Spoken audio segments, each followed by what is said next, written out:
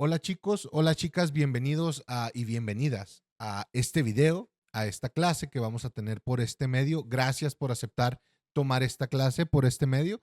Se los agradezco infinitamente. Así que vamos a comenzar con este video. En este video vamos a revisar lo referente al tema de violencia familiar y cómo esta violencia familiar se relaciona con el delito. Lo interesante aquí es entender que vamos a arrojar algunos conceptos, algunas tipificaciones de índole familiar, es decir, de cómo esta violencia familiar se presenta, aprender a identificar la violencia familiar, porque hay muchos aspectos que damos por alto o que entendemos como que son normales. Estas son cuestiones culturales, son cuestiones sociales, pero que justamente en artículos importantes, en documentos de suma importancia legalmente hablando, pues están tipificadas dentro de la violencia en la familia. Aparte a esto, aunado a esto, me gustaría que también entendamos el tema del día de hoy como una posible etiología. Por eso es que menciono que la relación con el delito de la violencia familiar es importante porque nos puede brindar una etiología de dónde vienen estas conductas delictivas en las personas y que probablemente esto venga desde un núcleo familiar violento.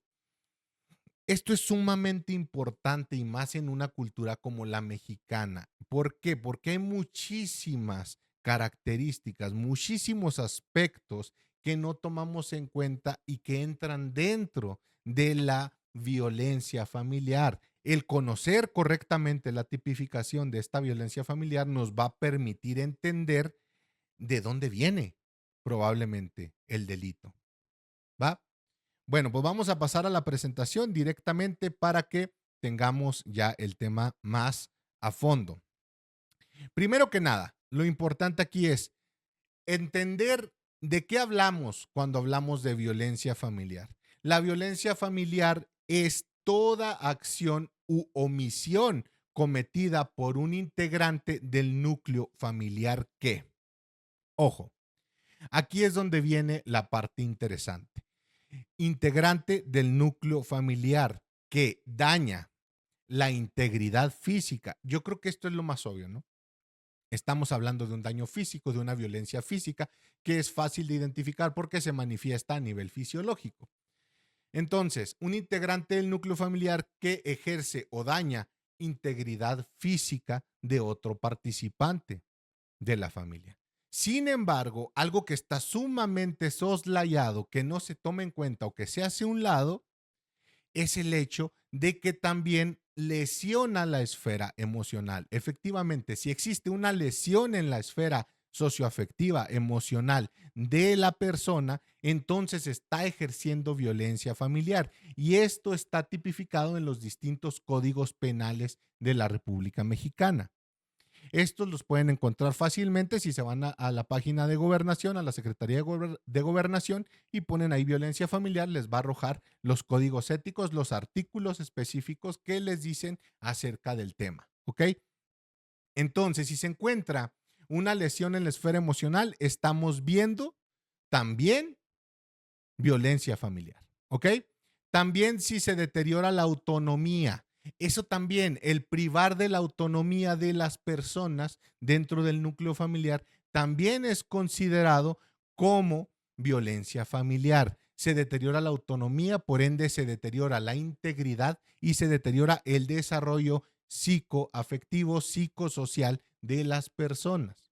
¿Ok? También se puede afectar el desarrollo integral de las personas. No solamente va a afectar por el lado emocional o por el lado físico, sino que también se va a presentar a nivel académico o a nivel profesional.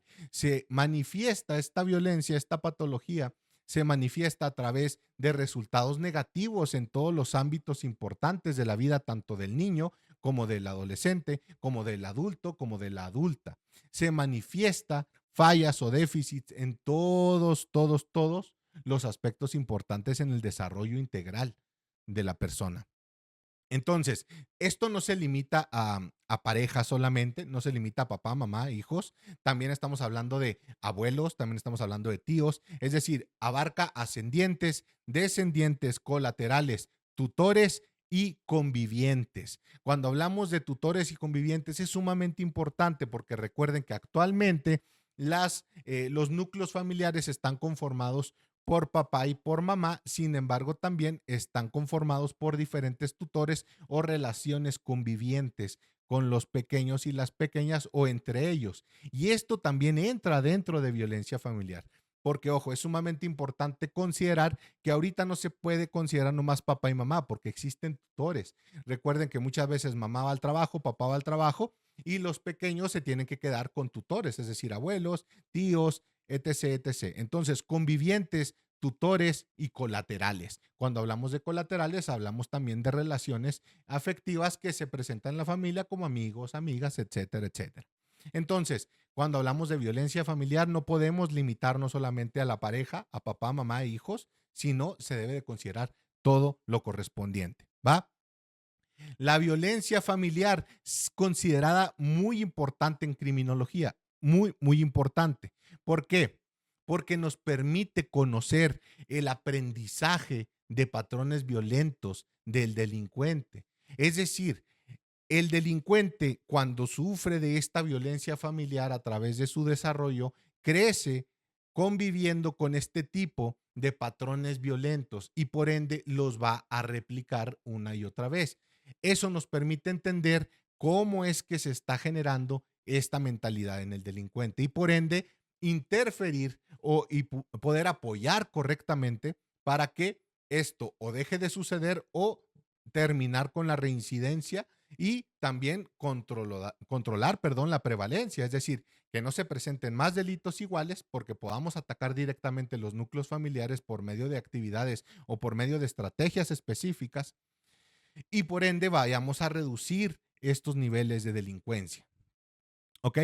Entonces, el individuo va a desarrollar modelos, va a desarrollar guiones, va a desarrollar estilos afectivos y por ende va a desarrollar distorsiones cognitivas, que todo esto se va a cristalizar o se va a manifestar en conductas delictivas. Y esto es fácil de identificar. Por ejemplo, si una madre o un padre afectan, lastiman psicológicamente, físicamente a sus hijos, este es un círculo que se va a repetir cuando los hijos también violenten a sus hijos y se va a convertir en un círculo que constantemente se va a ir replicando. Entonces, si identificamos de dónde viene el problema, podemos atacar y evitar esta reincidencia. Iniciemos pues con esta tipificación, con estas manifestaciones. Iniciemos con la más sencilla de identificar, la violencia física.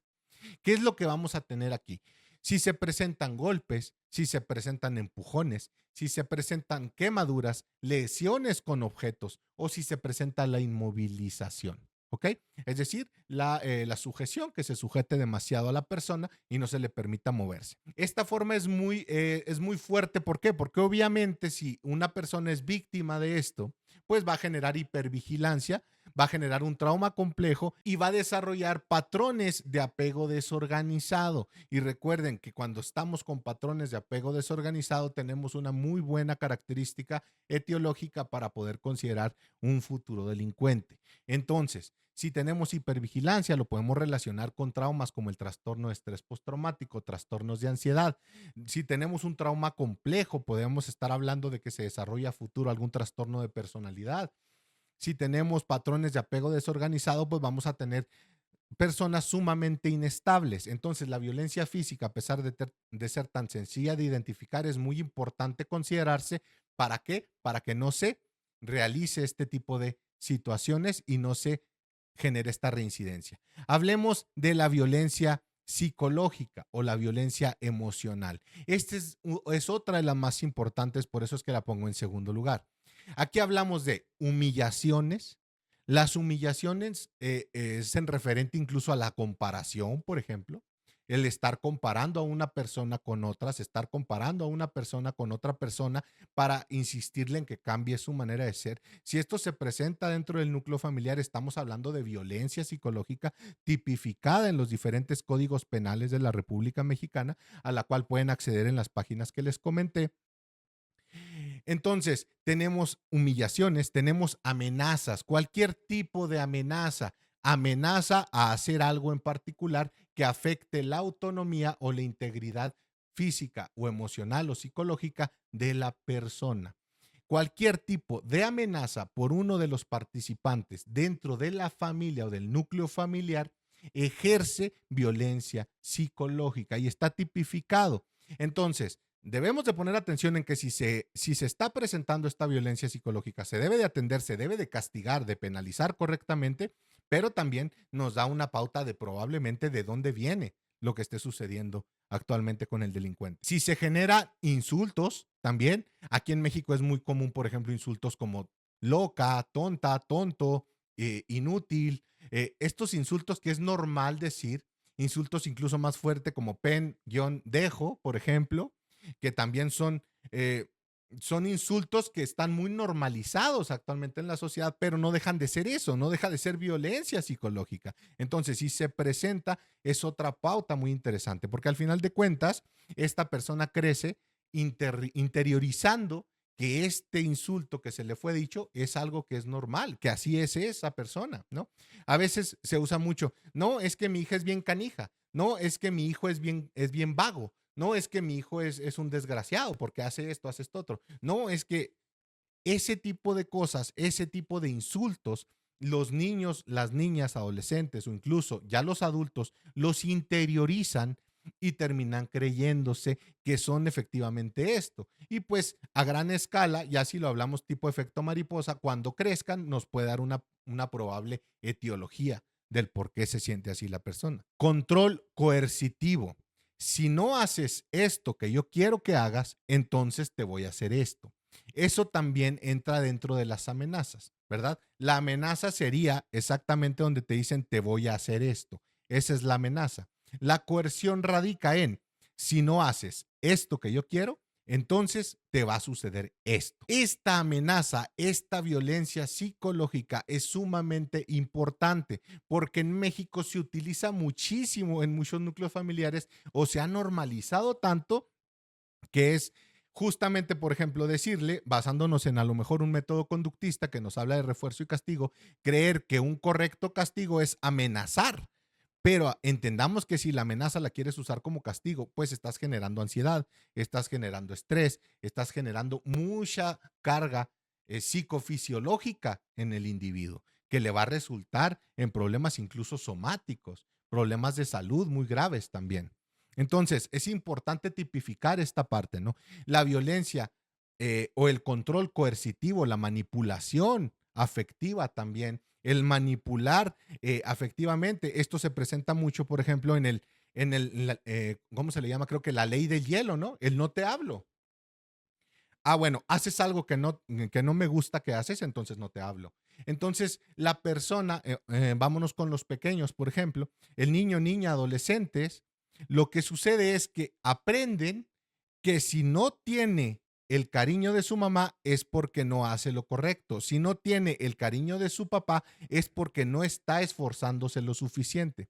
Entonces, lo que se le enseña a la persona es que para poder ser querida, necesita de hacer exactamente lo que los demás dicen que tiene que hacer. Y se genera una dependencia. Entonces, a futuro pudiéramos estar hablando de un trastorno de la personalidad dependiente, de un trastorno límite de la personalidad, de un trastorno evitativo de la personalidad, por ejemplo. Entonces, si se presentan humillaciones, amenazas, insultos, control coercitivo y manipulación afectiva, nos vamos a presentar o nos vamos a enfrentar a futuro, si esto se hace en los pequeños, por ejemplo, en situaciones como traumas muy complejos, como les estaba mencionando, en hipervigilancia, otra vez, como en el físico. Fíjense lo interesante, ¿eh? El físico es fácil toda la violencia física es fácil como de identificarla porque nos genera ciertos resultados, pero fíjense cómo son similares a la psicológica. Un trauma complejo, una hipervigilancia, también patrones de apego igual desorganizados o patrones, perdón, de apego sumamente dependientes. Fíjense, algo que en México está tan normalizado o que muchos núcleos familiares aplican como si fuera el pan de cada día, pues resulta ser algo tan importante, ¿no? Violencia económica o violencia patrimonial. Cuando hablamos de la violencia económica o de la violencia patrimonial, es ejercer violencia a otro participante del núcleo de la familia por medio del dinero. Básicamente, controlar el dinero. Esto se presenta mucho en el hecho de te doy dinero solamente si haces lo que yo quiero que hagas. Te, te regalo esto, te presto esto o tienes acceso a este beneficio patrimonial, internet, casa, bla, bla, bla, solamente si haces lo que quiero que hagas. El impedir trabajar a alguien, también esto sucede mucho, ¿no? A una persona, por ejemplo, esto pasa mucho en México que aún, a pesar de estar 2026 ya casi, sucede que el hombre no cree que la mujer debiera de trabajar. Entonces, esto es violencia económica. Administración coercitiva, lo que les estaba comentando, amenazar en caso de que quieres dinero, bueno, pues haz lo que yo quiero que hagas. Si no haces lo que yo digo, si no obedeces mis reglas, si no obedeces mis indicaciones, entonces te voy a castigar. La coerción es básicamente eso. Si no obedeces mis indicaciones, si no obedeces mis reglas, si no obedeces esto, entonces te castigo así. Esa es coacción o cuestiones coercitivas, violencia coercitiva. ¿Ok?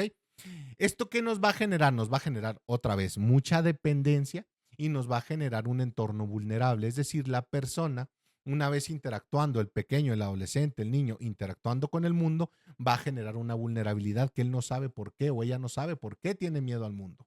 Vayamos por la violencia por negligencia, por la violencia por negligencia u omisión. ¿De qué hablamos cuando hablamos por violencia, por negligencia u omisión? Hablamos de la omisión de cuidados básicos, condiciones indignas, que se presente abandono, falta de atención médica o falta de atención educativa. Cuando hablamos de condiciones indignas, pues hablamos de que las personas dentro del núcleo familiar no coman correctamente, que las personas no tengan acceso a comida, que la persona no tenga este tipo de situaciones. Ahí es donde estamos hablando de omisión de cuidados. Cuando hablamos de omisión médica, hablamos de que las personas no tengan acceso a un sistema de salud, por ejemplo, no tengan acceso a poder ir al doctor cuando estén enfermos, enfermas, ¿va? También cuando hablamos de omisión de cuidados de índole educativa, hablamos de que los niños o niñas no puedan estudiar, no tengan acceso a estudiar.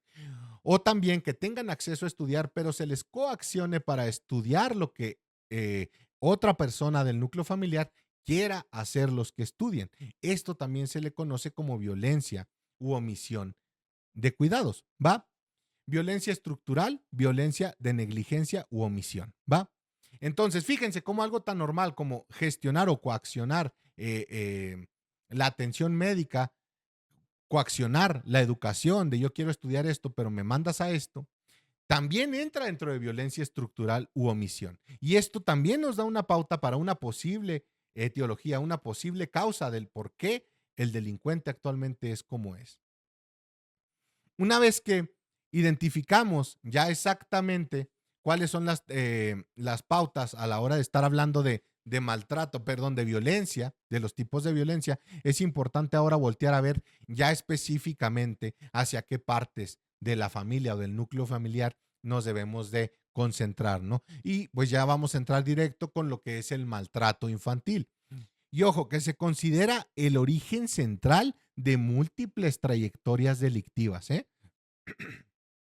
Es decir, si una persona presenta maltrato infantil, tenemos un muy importante origen de por qué existe la trayectoria delictiva de esta persona. Y esto especialmente cuando hablamos de violencia, abuso de sustancias o conductas antisociales. Es decir, si tenemos un delincuente violento que abusa de sustancias y presenta conductas antisociales o presenta conductas antisociales, entonces muy probablemente estemos relacionándolo directamente con un maltrato infantil. ¿Cuáles son los elementos clave o los efectos clave que tenemos que tener en cuenta a la hora de hablar de maltrato infantil? Existe un deterioro muy considerable en el desarrollo de la corteza prefrontal, es decir, la persona va a tener una dificultad en su regulación emocional. Cuando crezca, va a tener muchas dificultades a la hora de querer controlar sus emociones. Y es aquí donde delitos de índole de impulsividad se presentan.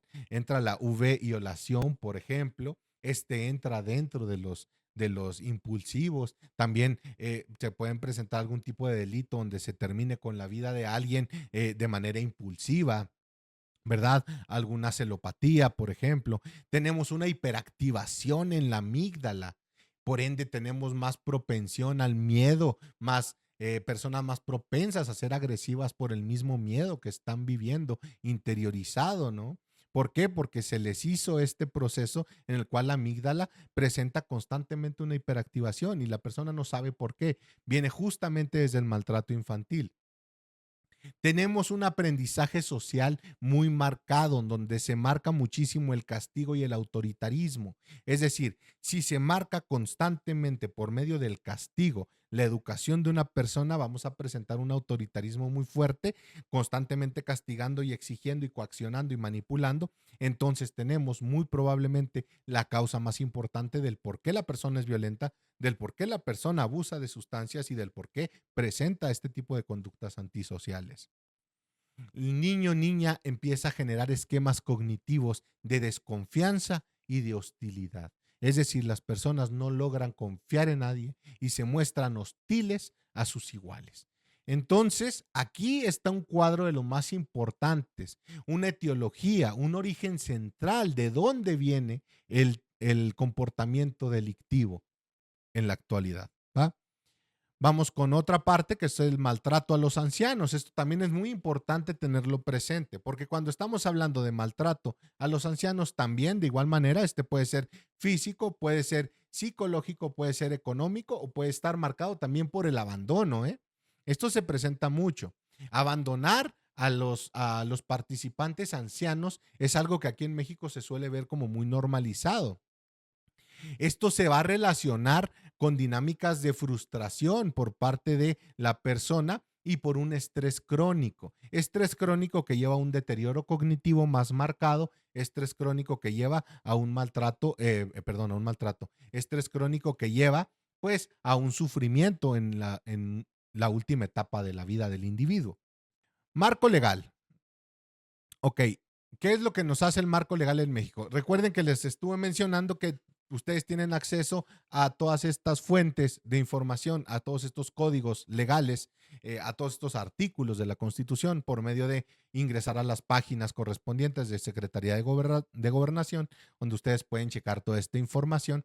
Pero ¿qué es lo que hace, pues, el Código Penal, perdón, el marco legal? ¿Qué es lo que nos hace? Nos define qué es la violencia familiar. Si ustedes entran y leen los diferentes artículos, los diferentes apartados, van a encontrar la definición. También cuáles son las obligaciones del Estado. ¿Por qué? Porque el Estado tiene muchas obligaciones y es ahí donde ustedes entran como criminólogos para establecer estrategias que hagan valer estas obligaciones del Estado para ayudar a las familias, como lo es una buena praxis, una imparcialidad. También te va a ayudar a entender cuáles son los derechos de la víctima. ¿Por qué? Porque efectivamente uno de los resultados más graves de la violencia o de cualquier tipo de violencia es que la víctima considera que perdió completamente sus derechos, es decir, que no tiene derecho a corregir este estado en el que se encuentra actualmente, a corregir esta situación. Y también nos brinda algunas de las medidas de protección correspondientes. ¿Para qué? Para tener eh, para tener un poquito más de conocimiento de qué podemos hacer a la hora de que se presente una situación como esta. Es decir, cuando hablamos de obligaciones del Estado, estamos hablando de acciones de prevención, estamos hablando de medidas de protección, estamos hablando de incluso refugios temporales para si el niño o la niña están sufriendo violencia, existen o deben de existir refugios temporales para que abandone este ciclo de violencia, para en caso de que la mujer esté siendo violentada o el hombre esté siendo violentado, exista a dónde pueda acudir en estos tipos de situaciones. También atención psicológica. Debe de atenderse psicológicamente para que salgan de este círculo de violencia y también jurídica. Es decir, deben de tener asesoría legal de qué es lo que está bien y qué es lo que está mal. No solamente el victimario, sino también la víctima, ¿no? Y también se debe de tener bien presente que debe de existir un protocolo de riesgo para intervención inmediata. Se debe de intervenir inmediatamente. Es la única manera de que se pueda prevenir el delito a futuro, señores y señoras. Si se interviene correctamente, si se interviene a tiempo, entonces vamos a terminar con la reincidencia. No lo podemos atacar cazando a todos los delincuentes en la actualidad. Tenemos que atacar para que ya no surjan más delincuentes. ¿Ok? Identificar de dónde viene esto. ¿Cuáles son los derechos de la víctima? Tiene que tener un derecho a garantizar su seguridad. Tiene que tener un derecho a recibir atención médica, a recibir atención psicológica y a recibir asesoría legal. Así es, la mujer violentada puede acceder a atención médica, puede acceder a atención psicológica y puede acceder a asesoría legal como derecho de sí misma. El niño o la niña, el adolescente o la adolescente debe recibir atención psicológica y debe recibir asesoría legal de ser necesario. Se deben de obtener también como derecho medidas de protección inmediatas. Actualmente las instituciones cuentan con estas medidas de protección que inmediatamente intervienen para defender los derechos de las víctimas. También se debe de mantener un interés superior en el menor de edad. Debe de haber un interés más marcado a la hora de estar hablando de niños, niñas o adolescentes. Adolescentes niños, adolescente mujer, adolescente hombre. ¿Ok? Debe estar marcado el interés superior en este aspecto. También es importante, otra cosita que no me quiero saltear, es importante tener bien marcado que existen responsabilidades, pero también existen sanciones muy marcadas y tipificadas en el Código Penal Federal, donde se tipifica la violencia familiar y se establecen las sanciones y las legislaciones locales que se desarrollan a detalle, ¿va? Entonces, ustedes pueden checar estos códigos y ahí viene también cuáles son las sanciones que van a ser establecidas para los diferentes victimarios, ¿ok? Hablando ahora sí, vamos a hablar de la relación de esta información con las conductas o la trayectoria delictiva de las personas. Cuando hablamos del entorno familiar, estamos hablando de una posible génesis del delito. Es decir, podemos hablar de que aquí surgió el delito, aquí se formó, aquí se sembró y aquí se cosechó el delito. ¿Por qué? Porque tenemos el primer laboratorio social. Es donde el niño apenas empieza a interactuar socialmente con su ambiente. Entonces, si lo que presenta es que mamá o papá coaccionan, violentan, manipulan, maltratan, entonces el niño empieza a ejercer esto como su laboratorio social, como su primer interacción con lo que es el mundo real. Y por ende, esa va a ser su interacción a la hora de salir con las otras participantes de la sociedad. ¿Qué también sucede? Que se configura una conducta prosocial o antisocial. Es decir, aquí es donde configuramos si la persona va a ser una persona que va a ser útil, que va a servir, que va a apoyar, que va a ser una partícipe en la sociedad correctamente, o una persona que se va a encargar de generar daño a la sociedad. Aquí es donde se marcan los riesgos más fuertes, riesgos de violencia. Aquí es donde puede surgir, conductas violentas, conductas de negligencia. Aquí en esta parte es donde surgen las adicciones en la familia. Fíjense cómo entonces, a pesar de ser algo que está tan apartado, ¿por qué? Porque como criminólogos nos gusta andar con el arma y nos gusta analizar el delito ya cuando se realizó el asesinato, por ejemplo, que ya se hizo todo esto, pues estamos dejando de lado lo más importante. Vámonos a las familias, a los núcleos familiares y cómo todos estos núcleos familiares están siendo afectados de manera tremenda aquí en México. Hay muchos factores que estamos haciendo a un lado, que no estamos tomando en cuenta, ¿verdad? Estamos también hablando de riesgos de adicciones también, es decir, si queremos eliminar el uso de ciertos fármacos que están afectando actualmente a México, pues entonces vayamos al núcleo familiar, entremos por ahí, reduzcamos este nivel de incidencia en estas situaciones. En el caso de que el entorno familiar sea un entorno agradable, sea un entorno bueno, entonces vamos a tener factores sumamente protectores, como lo es un apego seguro y una disciplina clara. Vamos a tener personas disciplinadas, vamos a tener personas que son seguras de sí mismas, que no presentan algún tipo de inseguridad a la hora de relacionarse con los demás. Básicamente la criminología moderna reconoce que la familia es el primer laboratorio de aprendizaje social y emocional y aparte es un determinante para la configuración del comportamiento antisocial.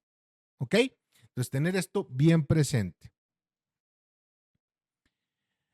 Ahora, vayamos un poquito más a explicar todo esto desde un enfoque neuropsicológico del desarrollo traumatogénico. Es decir, explicar desde la neuropsicología, desde todo lo referente a la neurociencia, de dónde viene el trauma, qué sucede, por qué es importante tomarlo en cuenta. Primero que nada, tenemos que entender, como ya se mencionó anteriormente, vamos a presentar o vamos a plantear que si se presenta este trauma crónico en el infante, en el adolescente, entonces tenemos una afectación muy marcada en la corteza orbitofrontal, que es control de impulsos, pero también tiene que ver con lo moral. Vamos a tener también una afectación muy marcada en la amígdala, la percepción del miedo, la percepción de la ansiedad. Es aquí donde se va a desarrollar más. Respuestas temerosas, respuestas que vienen del miedo, ¿va? Y por ende también respuestas agresivas por este mismo miedo. Vamos a también tener problemas en el cuerpo calloso que se presenta en la integración emocional, es decir, a la hora de identificar correctamente qué emociones está sintiendo, pues la persona no va a poder identificar correctamente. Esto se debe justamente a porque el trauma se genera desde un enfoque familiar, desde que el pequeño o la pequeña interactúan con este tipo de violencia. Y por ende vamos a tener una predisposición a que a violencia reactiva. Vamos a tener personas que van a reaccionar constantemente de manera violenta. Vamos a desarrollar conductas antisociales y dificultades para empatizar. Es decir, las personas no van a poder empatizar con su entorno, no van a poder generar eh, este entendimiento de que tal vez lo que estoy haciendo le está haciendo un daño a los demás. ¿Por qué? Porque les estoy haciendo un daño que a mí no me gustaría que me hicieran. Esa sería la empatía, la cual se presenta muy hipoactivada en el caso de que de este tipo de violencias que hemos venido analizando en este video. Aquí es importante tener en cuenta como teórico, desde la teoría, el modelo de aprendizaje social, específicamente el de Bandura, ¿no? Que nos habla de que la observación, si se observa violencia, la violencia se va a normalizar. Si la violencia se normaliza, entonces se va a reproducir. Y es aquí donde se perfecciona incluso la violencia. No solamente viene una violencia igual que la del padre hacia ella, igual que el de la madre hacia ella o hacia él, sino que viene perfeccionada. O sea, viene todavía en su versión 2.0. Se perfecciona debido a los reforzadores del entorno, ¿va? El niño no solo aprende a ser víctima, sino que también aprende a cómo convertirse en una persona agresiva, en un agresor, en un victimario. Esto desde el aprendizaje social de Bandura. Si nos vamos desde un modelo sistémico familiar criminológico, pues entonces vemos que la familia se analiza como un sistema donde el delito surge por roles disfuncionales, es decir, se presentan roles disfuncionales en la familia, no está bien marcado papá, mamá, hijo, hermana, abuelo, etc., etc. Existen alianzas patológicas, existen lealtades invisibles, existen triangulaciones, por ejemplo, madre-hijo contra padre o madre-hija contra padre o padre-hija contra madre, etcétera, etcétera. Este tipo de triangulaciones también habla de que se está presentando esta violencia. Inversión de roles, es decir, que se perciba más o se haga parecer más, un ejemplo, al hijo como si fuera hermana o hermano, o como al padre como si fuera hermana, ¿no? Es decir, que se desmarque este límite y debe de existir siempre una homeostasis, pero imagínense hacer que un sistema completo, una familia completa, genere homeostasis familiar, pero basados en violencia. Es decir, la única manera de que esta familia esté estable es por medio de la violencia. Te violento, te agredo, te coacciono, te manipulo, te golpeo. Y si aceptaste mis golpes, y si aceptaste mi coacción y mi violencia y mi manipulación, entonces vamos a estar bien. Imagínense cómo será la vida del pequeño, de la pequeña, a la hora de que salgan al mundo. Entonces, aquí vamos a observar cómo el delito cumple una función dentro del sistema, ¿va? Por ejemplo, proteger a la madre, obtener los recursos, también es muy importante mantener el estatus, estabilizar tensiones familiares. ¿Qué quiere decir? Que estos procesos en particular, estas características, se van a acceder a ellas sí o sí por medio de violencia. ¿Por qué? Porque así se aprendió, porque así funciona el sistema, así se enseñó que funciona el sistema. Es de suma importancia tener presente esta información. ¿Para qué? Para conocer cuando estemos frente a un tipo de violencia como estos, cuando estemos interactuando con alguna situación en la que no sabíamos que era violencia y a partir de ahora nos damos cuenta que está siendo violentada una persona. Sabemos que hay que priorizar a los menores de edad y también para poder entender de dónde probablemente vienen estas trayectorias delictivas en los diferentes delincuentes.